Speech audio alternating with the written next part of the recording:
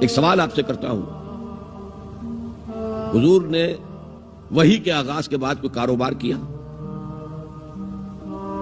جی، آپ پہلے بہت اچھے تاجر تھے، بہت کامیاب تاجر تھے، اس وقت کا ایکسپورٹ امپورٹ، قافلہ لے کر جا رہے ہیں شام، قافلہ واپس لے کر آ رہے ہیں، لیکن جیسے ہی وحی آ گئی، یا ایھا المدثر قم فانذر وربک فکبر، اے لحاف میں لپٹ کر لیٹنے والے اب کھڑے ہو جاؤ، کمر کس لو، گرڈ اپ یور لائنز، اپنے مشن کا آغاز کرو۔ اس کا آغاز کیا ہے؟ انذار، خبردار کرو انہیں کہ زندگی یہی زندگی نہیں ہے، اصل زندگی آخرت کی زندگی ہے، اور قیامت کے دن تمہیں حساب جو ہے اپنا پیش کرنا ہوگا، جواب دہی کرنی ہوگی۔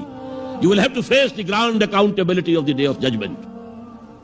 یہ انذار سے بات شروع کرو، وَرَبَّكَ فَكَبِّرْ، اور جو ہدف ہے مقصود کیا؟ اللہ کو بڑا کرو، یعنی اس کی بڑائی نافذ کرو، پارلیمنٹ میں بھی اس کا حرف آخری ہو، لِتَكُونَ كَلِمَةُ اللَّهِ هِيَ الْعُلْيَا، تاکہ اللہ کا کلمہ سب سے اونچا ہو جائے۔